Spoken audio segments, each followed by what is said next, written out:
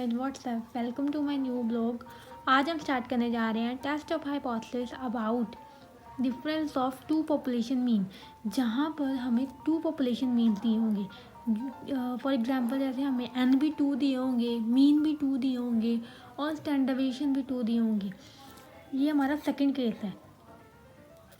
और हमने first case किया था test of hypothesis about population mean, जहाँ पे सिर्फ हमें एक पॉपुलेशन मीन दिया होता था। यहाँ पे हमें टू दिए होंगे। तो इसका सबसे पहले फॉर्मूला क्या है, z is equal to mean one minus mean two upon standard error of mean one and mean two minus mean two. और standard error of mean one and mean two निकालने का स्टैंडर्ड डेविएशन की one की square upon N one plus standard deviation two की square upon N two. मैंने आपको पहले बताया था दैट टेस्ट हम कैसे पता लगा सकते हैं, जहाँ पर एन की वैल्यू 30 से ग्रेटर देन हो। मैं आपको ये बार बार बता रही हूँ, हर वीडियो में बता रही हूँ। नेक्स्ट, हमें जब हमें स्टेटमेंट में सिर्फ हमें दिया हो वेरिएंस, तो उसका होता है स्टैंडर्ड डेविएशन हमें ऑलरेडी स्क्वायर रूट में दिया हो। फॉर एग्जांपल जैसे हमें स्टेटमेंट में 16 दिया होगा, तो हमें यहाँ पे हमने सीधा यहाँ पे 16 लिख देना, क्योंकि वो हमें ऑलरेडी स्क्वायर रूट में दिया होता है। तो वहाँ पे हमने दोबारा स्क्वायर रूट नहीं करना होता। चलो अब हम इसको एक एग्जाम्पल के थ्रू समझते हैं।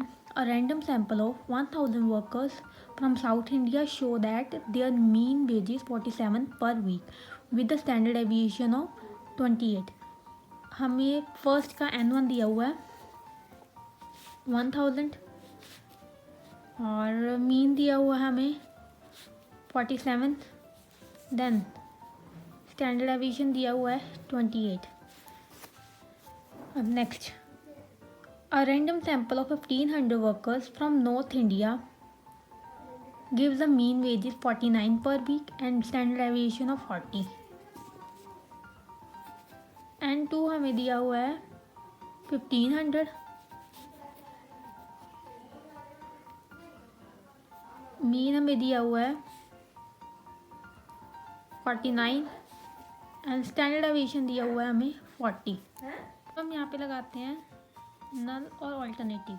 सबसे पहले तो वही μ1 is equal to μ2, then μ1 and μ2। अब ये नॉट इक्वल ग्रेटर देन के लेस देन, लास्ट लाइन पढ़ते हैं।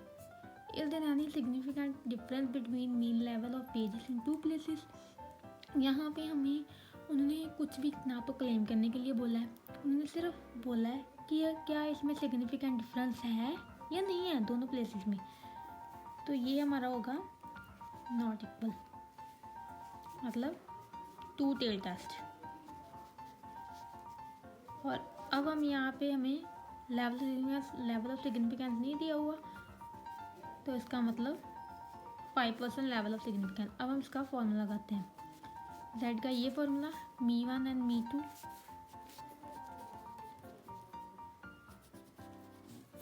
अपॉन μ1 हमें दिया हुआ 47 माइनस 49। अब हमें ये नहीं दिया हुआ, तो ये निकालना पड़ेगा। इसका फॉर्मूला आता है हमारा S1 की स्क्वायर प्लस S2 की square upon N1 N2।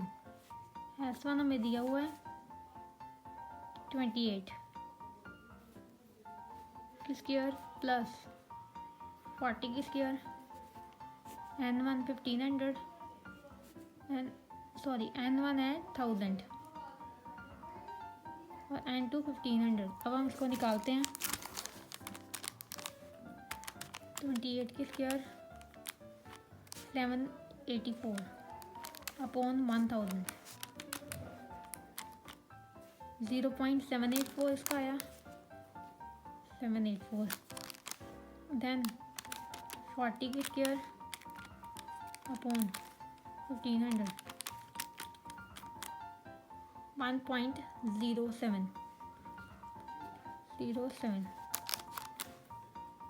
1.07 plus 0.784। अब इसको अंडर रूट करेंगे तो हमारा आ गया 1.36।